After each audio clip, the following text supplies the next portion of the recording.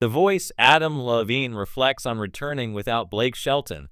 The Voice OG coach, Adam Levine, has returned after a nearly 6-year hiatus, but what is it like being back without his bestie, Blake Shelton? The two formed an incredibly fun, sweet, and comical bromance. Yet, it was torn apart when Adam left the hit NBC reality series in 2019. Now, Blake is gone and Adam is reclaiming his chair, but how does that feel? Keep reading for more details. Adam Levine reflects on returning without Blake Shelton. When The Voice first began in 2011, there were 4 OG coaches. They consisted of Chilo Green, Christina Aguilera, Blake Shelton, and Adam Levine. Though coaches would come and go, Adam and Blake were the staples. They had formed a bromance that viewers adored as they bounced off of one another in a fun, comical, harsh, but loving way. They would tease each other about being people's sexiest man alive and stealing titles, but it was all out love. Sadly, Adam exited in 2019 after 16 seasons, which was hard because who could have the same banter with Blake? Other coaches came in and Blake had a lot of fun with them, but it was never the same. He ultimately left after season 23 with Reba McEntire coming to fill his shoes. She was a hit, and it did not hurt that Snoop Dogg was added as a coach. This brought a whole new dynamic. Around the same time the season 26 coaches were confirmed, the season 27 coaches were announced. It was then revealed that Adam would be making his grand return. Furthermore, he would be joined by John legend Michael Bublé and newcomer Kelsea Ballerini. Now that The Voice is set to premiere on February 3rd, how does Adam Levine feel about doing this for the first time without Blake Shelton? According to People, Adam joked it wasn't and that he doesn't care for Blake, but then shifted back to reality. "I'm just kidding. Of course, I love Blake. And I had to open with a Blake joke because he's not on the show anymore, yet they still continue. Though it is great to be back, what he and Blake had was very special. There's no replacing Shelton. The thing that happened with Blake and I, it was so organic, and it was based on our friendship. Because nobody really realizes that we were thrown into this thing that wasn't a thing yet.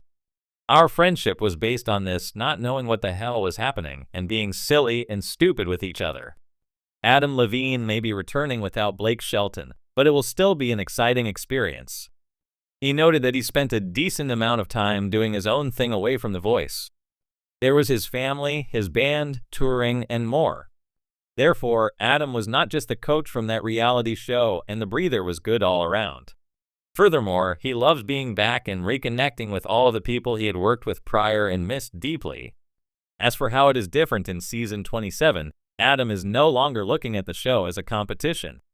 "I don't really see it as a competition anymore, and I know they're not going to like that, but that's not what it is. It's an opportunity for us to share our experiences with the people on the show. And it always has been that. Whether or not Blake Shelton will surprise his former bestie is yet to be seen. It will also be fascinating to watch as viewers adapt to Adam without Blake. However, they did it when Adam left Blake behind, so this should be a fun and exciting season." Adam Levine leaned back in the familiar red swivel chair, running his fingers along the polished armrest like an old friend.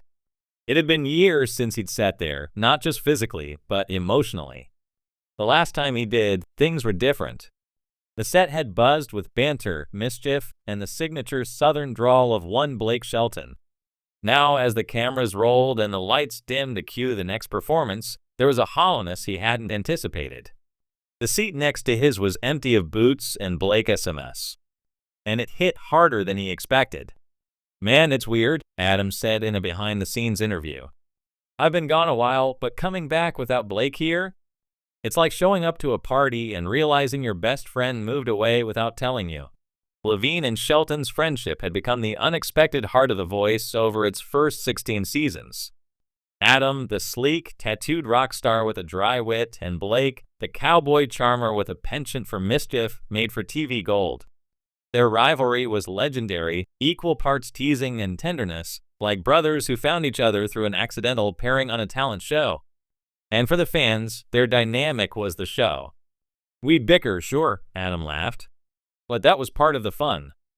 Blake would say something ridiculous like, "Country music is the only music worth listening to," and I'd come back with, "Says the guy who thinks banjos are romantic. Next thing you know, we're fighting over a contestant like we're kids in a sandbox." And honestly, those moments? I miss them. Returning to The Voice felt like walking back into a favorite memory. The stage was the same. The crew, familiar. The excitement of discovering raw talent hadn't changed. But without Blake's larger-than-life presence, something about it felt quieter, more introspective. Blake was the loudest guy in the room, literally and emotionally, Adam said. He brought this warmth, this rowdy, hilarious chaos that balanced everything. When he left, I think the show lost a bit of that balance. But hey, it also opened space for new voices. And maybe that's what The Voice is all about. Now joined by a new generation of coaches, some young, some seasoned, all passionate, Adam finds himself playing a new role. Less of the resident prankster, more of the wise mentor. A decade ago, he was the edgy rock star rolling his eyes at Shelton's cowboy boots. Now he's the returning veteran, sharing stories from the early days and lending insight to rising stars who grew up watching him on screen. It's wild to think some of these contestants were kids when the show started, he mused. And now they're up here, singing their hearts out, quoting performances I don't even remember. It's humbling, really. Makes you realize how much of a cultural imprint this show has made. Despite Blake's absence, his presence still lingers. His name gets dropped in conversations, his antics get referenced in jokes, and Adam, of course, keeps the memory alive. One recent moment during a live taping even saw Adam donning a cowboy hat and drawling out a half-decent impression of Shelton, much to the delight of the audience. He's not here, Adam smirked, so someone's got to keep the nonsense going. But beneath the jokes, there's a sincerity that cuts through. Blake's not just a former co-coach. He's family. We've been through so many seasons, so many artists, so many laughs. And yeah, a few awkward moments too. That kind of bond doesn't just disappear. I miss him. We all do. When asked if he still talks to Shelton, Adam's eyes softened. All the time. Usually it's him sending me pictures of a tractor or a deer, and I send back some obscure Prince lyric just to confuse him. It's our love language. With Levine back in the fold, The Voice feels like a bridge between past and present. It honors the chemistry that made it iconic while also evolving with new talent, new sounds, and a fresh perspective. Adam brings a sense of continuity, a reminder that even as the show changes, its heart remains the same. This show has always been about the voices, the stories behind them, and the journey ahead, Adam said. But the voices on these chairs? They matter too. They shape the energy, the vibe, the whole experience. And while I'm excited for this new chapter, I'll always carry a little piece of Blake with me every time I hit that red button. He paused for a beat, then added with a grin, "Just don't tell him I said something nice." His ego's big enough already. As the stage lights rise and the next hopeful takes the mic, Adam leans forward, listening, not just for the perfect note, but for that spark.